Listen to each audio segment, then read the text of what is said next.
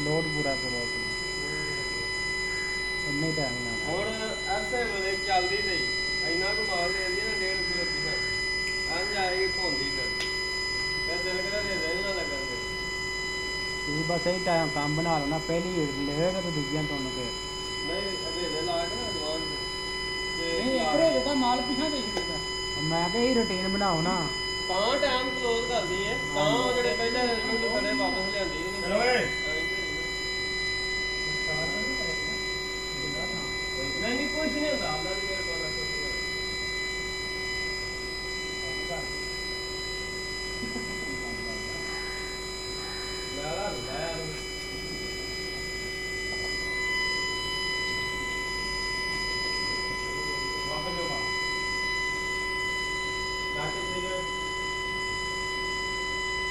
ਅੱਗੇ ਬੜਾ ਲੱਗ ਗਿਆ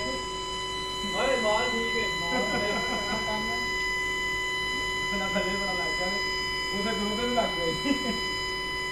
ਆਵਾਜ਼ ਤਾਂ ਆਣੀ ਬਸ ਓਏ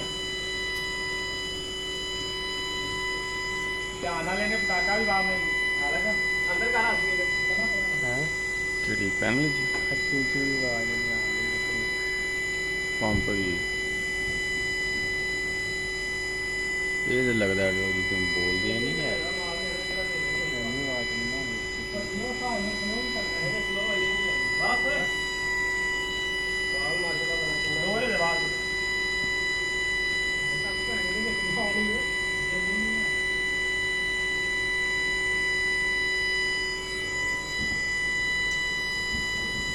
ਪਤਾ ਹੀ ਵਾ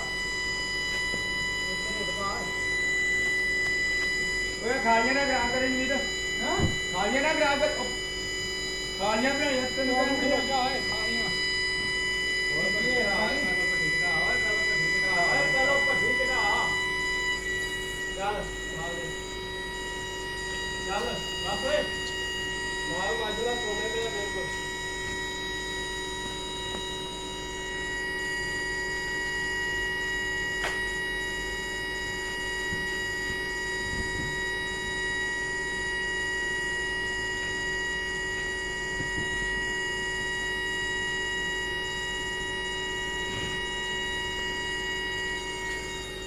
ਚੱਲ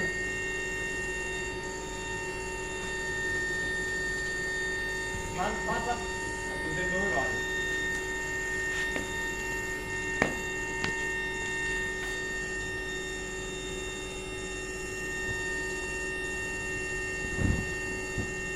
ਹੋਰ ਵਿਆਹ ਵਿੱਚ ਹੁਣ ਬੰਦ ਕਰਕੇ ਦਿਆ ਜੇ ਭੱਟੀ ਖਾਲੀ ਹੋ ਜਾਣੀ ਹੈ ਵੀਰੇ ਵੀਰੇ ਤੂੰ ਕੀ ਲੈਣਾ ਚੱਕਾ ਲਾ ਦੇ ਪੱਠੇ ਵੀਰੇ ਕਰ ਓਏ ਇਹ ਬੰਦ ਕਰ ਬਿਲਕੁਲ ਨਹੀਂ ਬੰਦ ਕਰ ਧਿਆਨ ਹੈ ਜਿਹੜੀ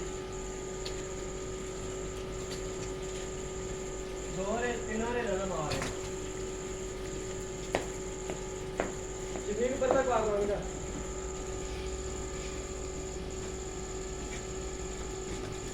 ਉਹ ਪਿਛਾ ਸੱਠੋ ਪਿਛਾ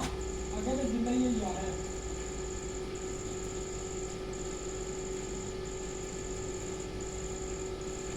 ਚੱਲ